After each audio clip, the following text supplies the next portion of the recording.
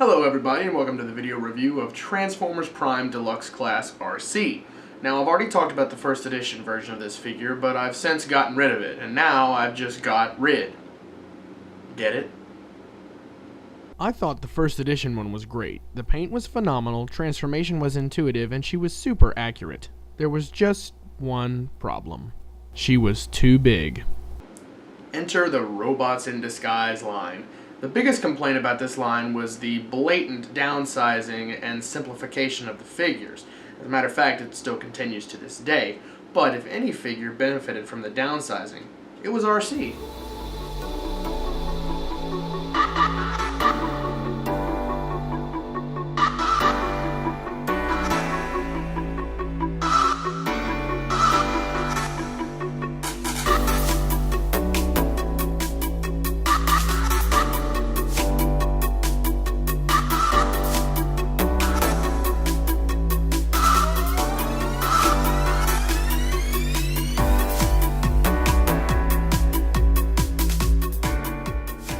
One of my biggest pet peeves in Transformers is when motorcycles are too big. It's exactly why Legends Groove works for me, while Deluxe Groove does not.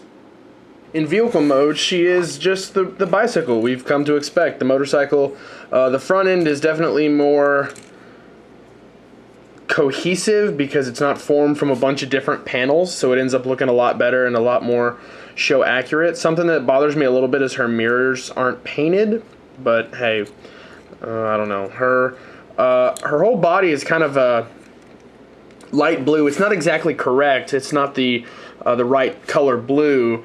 It's a little bit too light. The first edition hit the nail on the head, but this is pretty good too. I mean, it's a kind of a medium blue, and it's got a kind of shiny flake in it. It's very hard to tell unless you're holding it up directly to the light, but the clear blue that her windscreen is molded in is definitely shiny, so she's got some glitter effect if you look at her from different angles. Down here you'll see some silver detailing on what's eventually going to be robot bits. She does have this kickstand, it's black, that I flipped up. Up here you've got black gauges, no detailing on them at all, attached to black handlebars.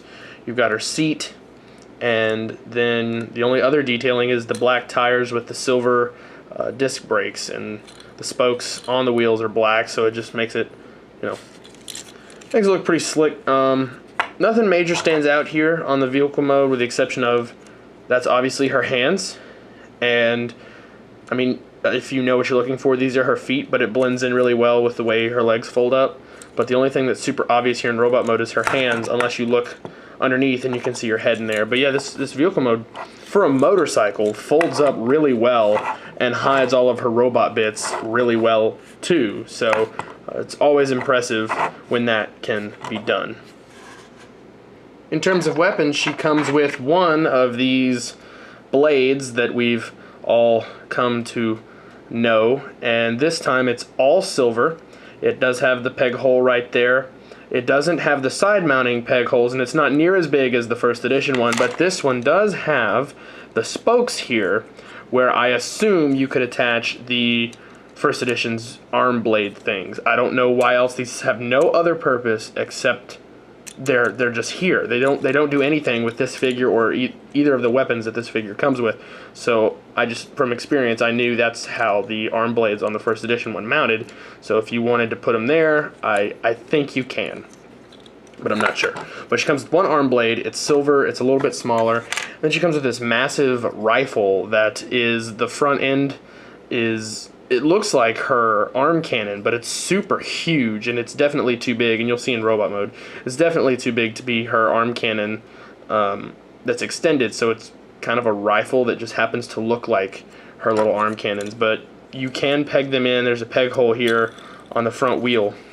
You can peg this gun in here and even peg the little blade there and give her kind of like an attack bike mode. Those are the only places on the vehicle mode that those can mount. You can only put them on the front wheel. We'll talk about it a little bit later, but while we're here, you can give the gun kind of a bayonet.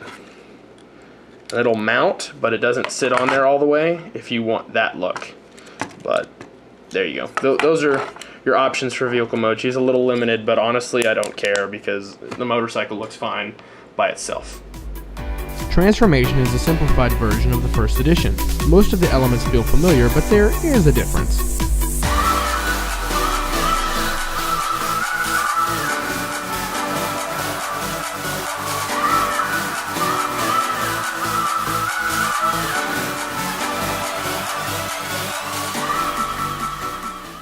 I feel like the designers took the engineering of first edition Arcee and made it more efficient.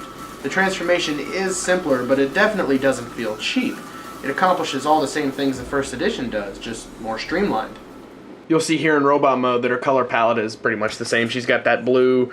The only new detailing that's been revealed is her arms. The forearms are blue and her little wrist guards are silver. She does have the black upper shoulder detailing there. It looks really nice. It's got the hollow bit and it's got the detailing there that it should have, and her hands are black. Her face is all silver. I'll zoom in on that. Oops, sorry. Her face is all silver.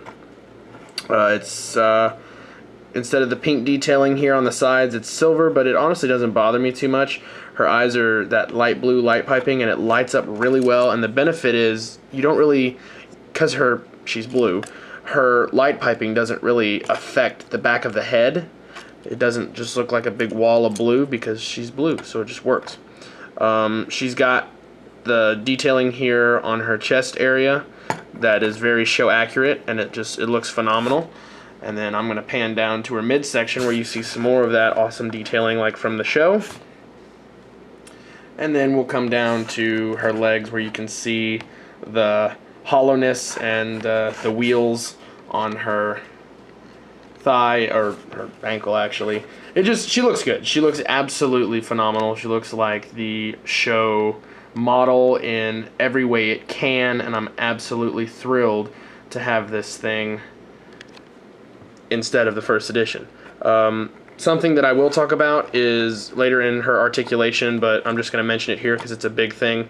Her shoulders on the first edition, these wings were attached to her shoulders. Here they are on her backpack. She does have a noticeably bigger backpack than the other version, than the first edition, but honestly it doesn't bother me because it frees up her articulation in her shoulders and moves these wings to her back where they should be, not attached to her shoulders.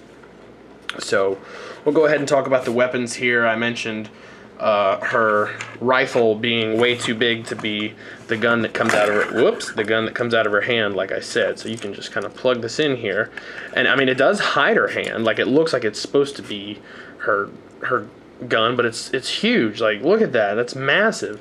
So what I usually do is one of two things. I either have her hold it by this post and use it kind of as a rifle, or on the underside of her forearm here there's these pegs, and I'll undersling it like this so she can have an underslung rifle, which directly mirrors how you're supposed to mount her little blade here. And on this other side you can definitely attach that if you want and give her underarm blades, because that's how it's supposed to be. But that's how I usually display her if I'm leaving her weapons on. Like I'll let her hold her rifle underslung like that. I just think it looks cool. It's too big. I wish it could replace her hand, like Ratchet had his weapons replace his hand, but it's just too big. I'm sorry, it doesn't work for me. So I undersling it like that. So that's how her weapons work, like that. And if you want to do the bayonet here, you definitely can. That's something we'll talk about with articulation, but she's kind of hard to stand up just because of how small her feet are. But yeah, if you want to give her the big rifle with the bayonet on it, you absolutely can do that. So now we'll move on to her articulation, and I've been using a lot of it recently. She definitely is more posable than the first edition, which is very interesting, and I didn't think I would ever say that, but she definitely is more posable. We'll start here. These are on transformation joints, so you can swing these however you want, and you can also adjust the backpack on a couple different points if you want. I'm not going to mess with it too much because I really don't care. Her shoulders are on this ball joint with a rotation and a little bit of a divot, so it goes out to the side. It doesn't go all the way out, but if you want to use this joint here, you can click it up. It's a transformation joint, and you can get it out a little bit further. But she does have a ball joint here at the elbow, and you can play with that however you want. And her hand is also on a ball joint, so she gets really emotive with her arms, and it's so much better than the first edition. Not only do they look more show accurate, but they're also way more emotive and articulated. So I absolutely love her arms. It's such a big upgrade. She has nothing at the waist, but who cares? Her hips are on a ball joint with a cutout to the side, and then there is even a swivel up top there. And then she does get a very deep knee bend all the way until that wheel butts up, and even more so if the wheel overlaps her thigh there. Nothing at the foot unless you want to unhinge the wheel and angle that. I don't know why you'd want to do that, but that's a transformation joint. And then her neck is on a ball joint. It's a stem, so she can rock it back and forth, and she can turn it all over the place, and it just is great. So yeah, overall, she's way more articulated than the first edition, and it's just awesome because she totally shouldn't be, because she's a Prid figure, but she ends up being way better in pretty much every department with the exception of paint. And even then, the paint's not awful, so. This version scales perfectly with the rest, finally completing Team Prime.